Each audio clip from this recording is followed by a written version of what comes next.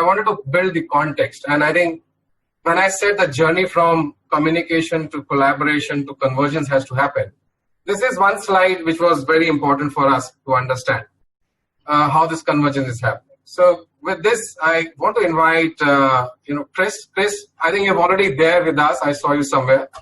Yeah. No, I'm back. Thank you. So I think, Chris, it's, having you and having heard your presentation, I think you very well set the context as how the new normal has been set across for all of us. And I think, this new normal word has now become a most abused word in the world today. So I think I started 5 years back. It's probably the word of the year, the new normal, wouldn't you say? Yeah. So I started as strategy being most abused word. Then I said digital transformation was the most abused word. I think now the new normal is the most abused word. I will keep the business transformation safe for now because, a year from now, people will say, Salil, you have, abused the word called business transformation as well. But I know on a lighter side, I want to start with something very light and funny with you, right? We have seen these people working from home, okay? So it's a non-obvious question. A lot of us has been wearing casuals and sweatshirts and, working from home. Jaideep has a very good example where he says that, don't ask anybody on a video conference to stand because they'll be looking, upwards good, but downwards they'll be looking very bad. So do you think this will change forever? Like, dress code official dress code? What are you saying? I'm willing to stand up. I've got real pants on. It's just in case you wanted to know. I know I see all the things of the guys on the news that stand up and they're in their shorts. And I'm like, I don't want to be that guy. I want to make sure. But, I see it's an interesting dynamic. Just to give some confidence, I will also get up, right? Okay. There you go. No, I think, it's a good to start that way, actually. We have some smiling faces there.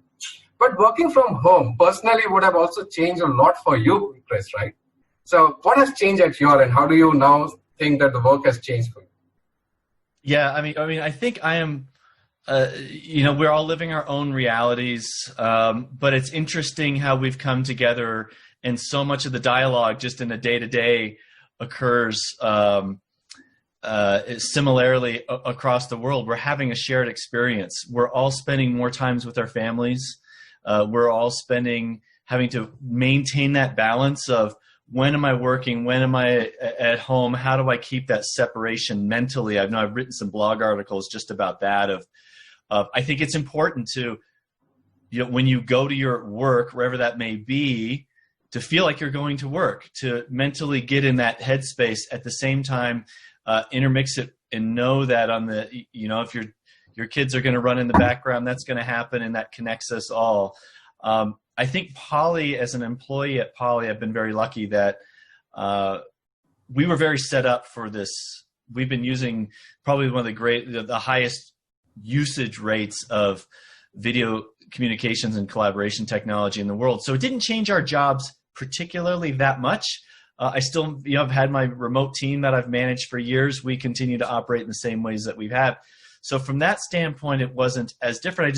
I just didn't go to the office as much, but we were totally set up for it. So we were lucky, but I realized that so many of the people across the globe were not that lucky, and it was dramatic changes for them and changes to their business models and changes to their income streams. And so I feel for those folks, but luckily, I like to think of our business as being very forward-thinking just because of where we happen to be in space.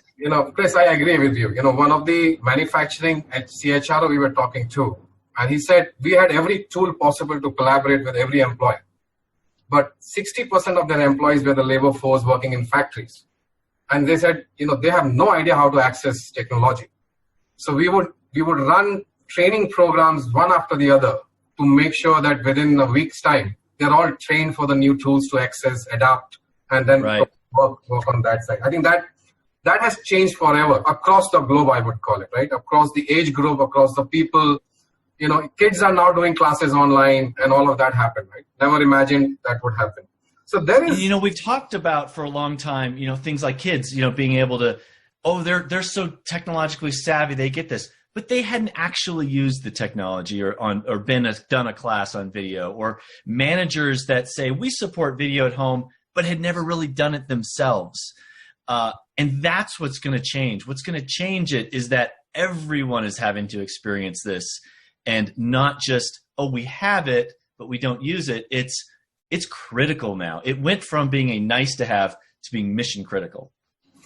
I just continue the same discussion. Your slide said the new normal has to set in, right? And I think the new normal set in with the three phases. One, it went through from crisis to lockdown. Basically, we did, and then we responded to the lockdown, which is responding to the crisis, and new normal being set up, right? According to you, how businesses will function from a new normal perspective? So I give you my context, but obviously you would have got a global context at your end as well. So where do you find the big differences? What are the 3-4 big differences you find in here? Boy, I mean, there was this initial scramble, get everybody up and running, and we survived that. People are now finding ways to operate their businesses. The next questions that we're debating and talking about the most right now is, how do you go back and what does that look like? How do you separate your employees? How do you time stagger your employees? So, which employees have to be in the office either already today, or who is the next batch to go back? How are they going to interact with one another? How do you now, it's not, we talked for many years about security, and it was locking doors and protecting your data, but now it's safety is right up there with security. I've got to make sure my environments are clean. And it's not just if I'm in the food service industry, it's if I'm in the high tech industry and I've got people at desks, and do I need partitions between them? When this all started, I was at ISE talking about, doing briefings on the open office and how everybody's going to these open offices. And now it's the 180 degrees. Do we build more walls and put conference rooms back up and let people, how do we clean those conference rooms? How do we keep the environment so that I don't have to touch anything, and I'm voice activating my rooms, and I'm voice activating entry passes, and maybe, as you said, the biometric thumbprint doesn't work anymore, but now it becomes my voice, and I'm authenticating using that metric. So I can see, a lot of this is going to have to change. We'll get there one step at a time. It certainly will look different. The new normal will just become normal. And not only is the world in which we live in going to have to change, we as managers and leaders are going to have to change. We're going to have to trust more. We're going to have to expect more from our employees. We're going to have to look at, guess what? People are really pretty darn productive when they're at home. And, now it's just a matter of pointing them in the right direction and watching them and helping them and giving them the tools so they can give the results they need. You pointed out very nicely, and all the problems which you pointed out is telling me something. So would you agree with me that technology playbook is at the center of the solution? First question. It's absolutely one of the major components, right? I'm not going to say that technology is the solution to everything, but technology has absolutely allowed us to adapt. And it's really the technology advancements and changes and things that we've done in the past that are really now coming to fruition now. I've said that if this crisis had happened just a few years ago, we would be in serious trouble. We would not have the scale. We would have much more disruption that we're seeing, and the adaptability of all of our systems and processes and people has been so much greater, from being able to get things and goods transitioned to be able to have some segment of society supporting others. And I think what we're seeing right now is this massive shift. There are, unfortunately and fortunately, some new winners. You pointed out companies with tremendous growth rates. And unfortunately, there are going to be some losers in this. I would argue that some of those trends were happening anyway, and we've just accelerated those trends. But our technology will adapt, which is the good news, and hopefully it can adapt very, very, very quickly. Because as you mentioned, I saw your example about healthcare. We've seen, doctors visits. I know my own kids have had doctor's visits that were scheduled, and we just said, we're just going to do them online. We would have never done that before because we're like, the benefit of seeing someone live was so great. But now the cost of missing that live visit, we've realized, isn't so great unless truly, the arm doesn't work and I need to have someone take an x-ray. But if it's just a well child visit, maybe that's not so bad. Most of the businesses would function very differently, right? And as I said, I think there is a new mission critical appliances, and the stack has appeared for all of us, which is called collaboration at scale. So we are seeing people collaborating while they have to sit at their desk. It's not only work from home, it's work from anywhere. In a meeting room, I can't have more than 5 people. If I have to have a meeting with 20 people in my organization, then the rest of the 15 people would connect from their desk itself. And I would need a very different way to look at it. In field, if I am looking at infrastructure perspective, oil and stream, they would be on a field work. And there is, they would still need to connect. And I think fundamentally, like I said, the new mission critical application stack or appliances stack comes in picture from a communication to collaboration to convergence, right? Now, how would you imagine a Poly's journey from a communication to collaboration to convergence appear? I mean, it is also important for you to help your customers evolve the same journey at the same speed, where now we are in the last 3 months, probably, like I said, last 3 months is equal to last 3 years. Yeah. I mean, there's, we're not perfect. Every company is going through the journey in their own way. We, like I said, have leveraged our own technology and have access and have changed our own internal processes and systems to adjust for the scale. But yeah, we've had our own manufacturing challenges of getting products and getting things distributed. But being able to stay connected using our technology has really made the difference for us to ensure that our people are connected. Looking forward, we're also trying to take, you mentioned all this data that's out there. We've been trying to make some better sense of that data when it comes to the devices people have. No longer can IT managers, manage everything just in sight. They're managing thousands and hundreds of thousands of devices for people that are out back in their homes. They've still got to provide support and provide some insights based on that information and really consolidate it up so that IT managers can make good decisions about where they can help employees the best to have great communications. So great. I think, but I think we are also slowly, so business transformation, if you look at it, the other side of the coin is experience economy, right? We have slowly moved from being a digital economy to an experience economy. Anywhere we go, we will still create the experience. This experience is created by, the products which we use it, how we use it, how we consume it. And suddenly these experiences are now contactless and touchless and digital commerce, and you're talking to the customers virtually. How would you think your innovation is helping into an experience economy? Yeah, like I said, I think we have to look at not just one piece of what we do is we happen to do the communications piece of the technology, but as you mentioned, it's the entire delivery for that company, whatever your company may be, whether it's financial services. I know we've got some, different transportation industries and others represented here today, but it's how does the communication aspect of the business get people connected? And as I said, then step out of the way. How do we connect the data that the contact center agent is looking at, have them have a great uninterrupted call, block out all the background noises that might be present in their home environment so they can really focus on their user.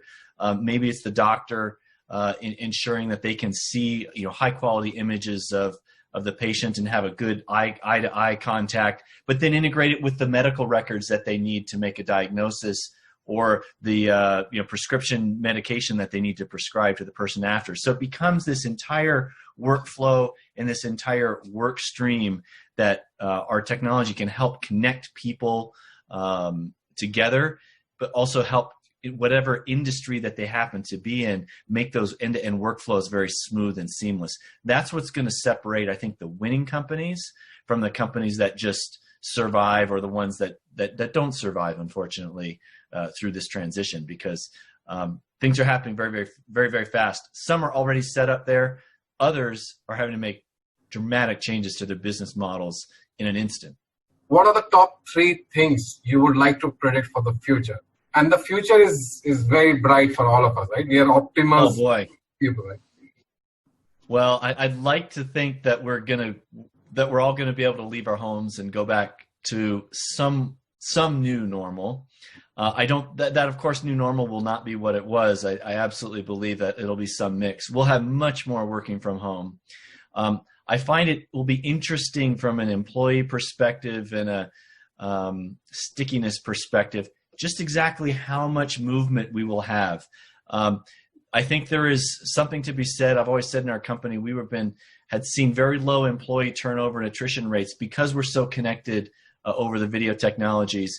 At the same time, as everybody has now that same experience, it's like, oh, well, you know what, maybe not. I don't mind moving from one job to the next. So I think it's going to be incumbent upon organizations to look at how am I going to incent my employees, and what kind of, just being able to work from home no longer becomes a differentiator. Everybody's doing it. What are people going to invest as leaders in their companies to help keep those employees? So I think that's one thing that we're going to have to really keep a close eye on. Would you agree that the leave policies would change for organizations forever? I think they will have to. I think we're already seeing more and more going to the unlimited, because we know that people don't ever really get it's not like if I take 3 days off, my job goes away. My job is always going, and it's a matter of how do I work in my home life and my personal life and my vacation life. The job has to get done. And so I think just more people are going to be more forgiving, more understanding of folks that are working from home as opposed to where they were, for example, in the past.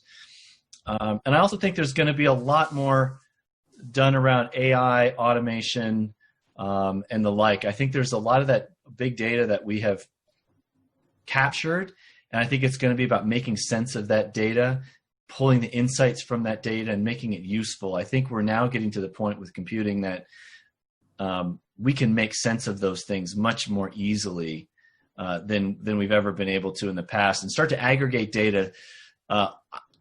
Due to privacy issues, I can't look at your data specifically, but as a manufacturer, I can look at the aggregate set of all the data of all my users, and I can make some real analyses about, to what extent are people using the systems I've deployed? Are they in the rooms? Are they not using the rooms? Are they too close to one another? I can actually count faces and track faces and see how distant people are in a conference room, and I can say, yes, you're properly enforcing or not enforcing. It sounds kind of Big Brother, but as long as I'm not doing it and invading someone's individual privacy, and I can just give general guidelines, I think we're going to see more of that information from folks like ourselves in manufacturing. You're absolutely correct, Chris. You've sort of launched a new MTR solution, right?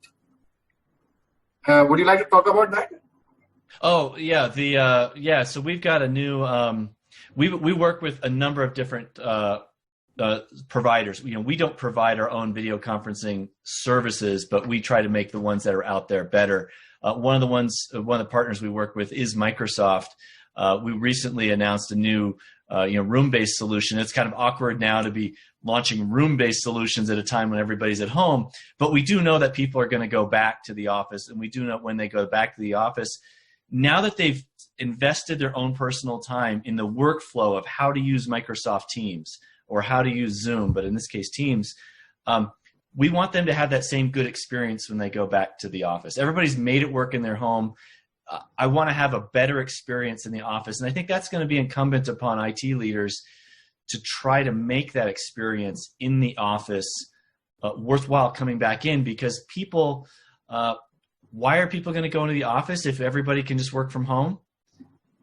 It's because it goes back to that very first chart I showed. People want to connect. People are more productive when they're together. They are more creative when they're together. And people have a desire to be together. And so we as leaders need to make sure that we provide them good environments to do so. Our new team solutions just brings the exact same type of interface and use case that on Teams from home, brings into the office, and we can do it in rooms of all sizes. So go check us out. It was my honor and pleasure to have a chat with you, Chris, today.